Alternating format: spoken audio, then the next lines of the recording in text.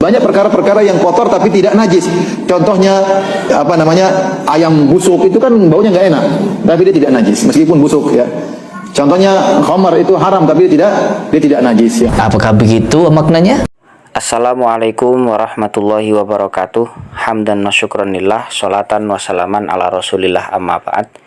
Untuk kaum muslimin dan muslimat dimanapun berada, semoga selalu diberikan kelancaran dalam menjalankan aktivitas, diberikan rezeki yang halal dan berkah, amin Allahumma amin. Terutama untuk Ustadz Firanda, salam ta'zim. Semoga selalu diberikan kesehatan, kesabaran dalam membimbing para jamaahnya. Apa yang disampaikan oleh Ustadz Firanda di depan ada 2 poin mengenai status ayam busuk dan juga khomer. Beliau mengatakan tidak najis. Untuk pembahasan ayam yang busuk ini memang mungkin perlu perincian ya. Kalau misalnya memang busuk itu dalam arti basi karena sudah tidak layak konsumsi, sedangkan di awal itu melalui sembelihan syar'i mungkin ada perinciannya. Tapi kalau misalnya ayam itu memang dipastikan bangkai, maksudnya adalah hewan yang tidak melalui sembelihan syar'i, ya tentu itu sudah zahir teman-teman ya, pasti najis kan begitu. Nah, yang kemudian juga membuat bingung adalah beliau mengatakan khomer itu tidak najis. Saya menduga bahwa beliau ini sebenarnya mau menyampaikan khilafiyah dan ditarjih sendiri begitu. Jadi beliau mau mengambil pendapat ulama yang mengatakan bahwa khomer itu suci, tidak najis. Dan menurut pandangan beliau sendiri ya, beliau lebih condong kepada pendapat yang mengatakan suci tersebut gitu loh. Oke ya, nggak masalah teman-teman ya. Itu kan haknya Ustadz Firanda mau taklid ke siapa, mau cocok, mau condong ke pendapat ulama yang mana ya itu urusan beliau. Namun demikian, saya ingin menampilkan sebuah pembahasan di mana Syekh bin Baz itu juga pernah mendapatkan pertanyaan yang sama, pernah membahas tema yang sama, yaitu mengenai khomer. Khomer ini apakah suci, apakah najis? Beliau menjawab, al-khomru inda jumhuri ahlil ilmi najasatun. Khomer menurut mayoritas ulama ahli ilmu itu hukumnya najis teman-teman. Ya kita nggak usah bandingkan ya Imam Ibnu Baz, Syekh bin Baz dan Ustadz Firanda, nggak usah kita bandingkan. Ya sudah pasti bin Baz lah yang lebih populer, lebih kredibel lah, itu masyhur. Ustadz Firanda juga kadang-kadang merujuk pendapatnya Imam bin Baz gitu loh, Syekh bin Baz. Dan ternyata Syekh Imam bin Baz malah memilih jumhur ahli ilmi yang mengatakan khomer itu najis. Wallahu harramaha. Ya, ini sudah dijelaskan tadi oleh Ustadz Firanda bahwa khomer itu memang diharamkan oleh Allah Subhanahu wa taala.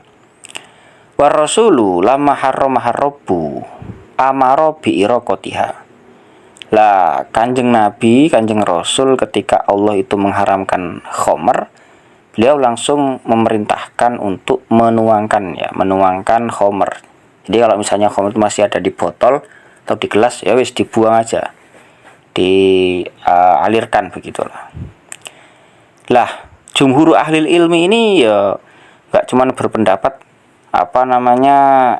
khomer itu najis dengan pendapatnya sendiri, ya nggak gitu rek. Wa dhahaba jumhur ahli ilmi ila annaha najasatun li'annaha khabisatun wa hiya umul khaba'is.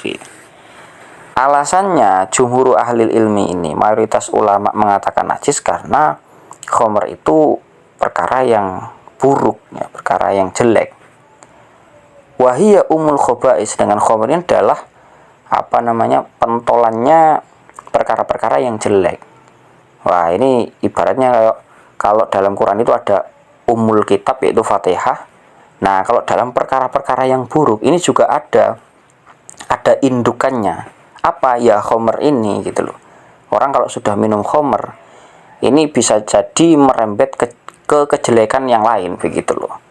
Ya kalau sudah wis maling misalnya, ya wis maling tok gitu. Tapi kalau misalnya minum khamr, ya bisa jadi minum khamr akalnya hilang, ya kena maling juga, ya bunuh juga, ya kriminal ke para wanita juga bisa, ke anak-anak juga bisa. Nah, jadi itu bisa jadi umul khobais di sana. Jadi induk dari kejelekan-kejelekan ya di situ.